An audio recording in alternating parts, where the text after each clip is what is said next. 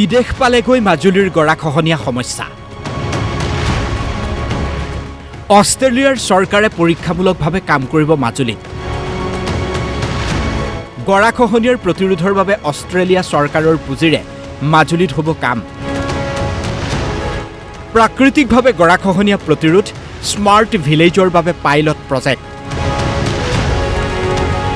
অষ্ট্ৰেলিয়াৰ মেলবৰ্ণ বিশ্ববিদ্যালয়ৰ অধ্যাপকে মাজুলীত আৰম্ভ কৰিছে সৰজমিন অনুসন্ধান।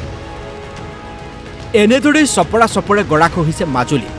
নামনি মাজুলীৰ চাৰিঘৰীয়াত এনেদৰেই গৰাখহিছে। যিটো সময়ত গৰাখহনীয়া প্ৰতিৰোধৰ বাবে চৰকাৰ প্ৰশাসন ব্যৰ্থ হৈছে, সেই সময়তে এই গৰাখহনীয়া প্ৰতিৰোধৰ বাবে আগবাঢ়ি আহিছে অষ্ট্ৰেলিয়াৰ চৰকাৰ। নামনি মাজুলীৰ চাৰিঘৰীয়াত অষ্ট্ৰেলিয়াৰ চৰকাৰে প্ৰাকৃতিকভাৱে গৰাখহনীয়া প্ৰতিৰোধৰ লগতে স্মাৰ্ট ভিলেজ নিৰ্মাণৰ বাবে পুঁজি আবণ্টন দিছে। সেই পাইলট প্ৰজেক্ট ৰূপায়ণ কৰাৰ বাবে নামনি মাজুলীৰ চাৰিঘৰীয়াত উপস্থিত হৈছেগৈ অষ্ট্ৰেলিয়াৰ মেলবৰ্ণ বিশ্ববিদ্যালয়ৰ অধ্যাপক তথা অসম সন্তান হেমন্ত দলৈ।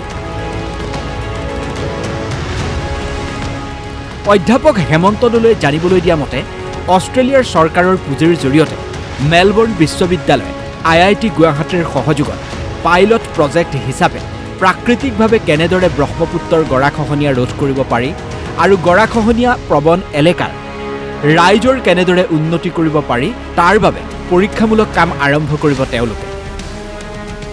ব্ৰহ্মপুত্ৰখনৰতো এটা ডাঙৰ প্ৰব্লেম আছে, সদায় আমাৰ ইৰ'শ্যন হৈ আছে।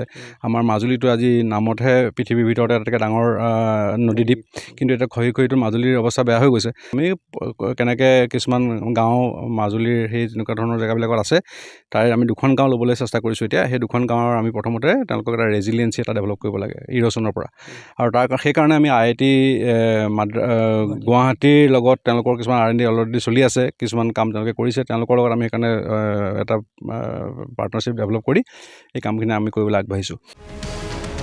সেই অনুসৰি প্ৰথম পৰ্যায়ত 500 মিটাৰ দৈৰ্ঘ্যত 20,000 থলুৱা গছৰ পুলি ৰোপণ কৰা হ'ব ব্ৰহ্মপুত্ৰৰ পাৰত।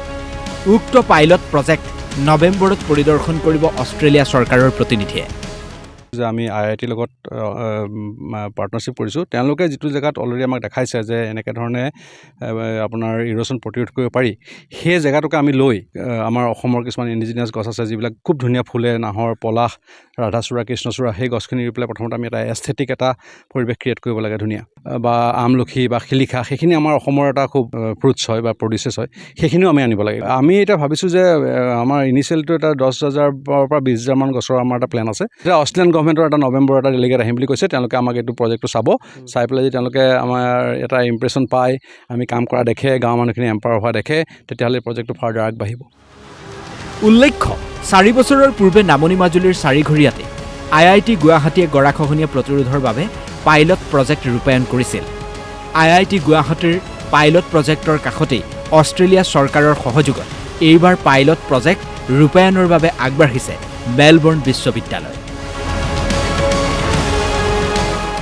মাজুলীৰ পৰা হিতেশ দলৰ ৰিপৰ্ট, DY365।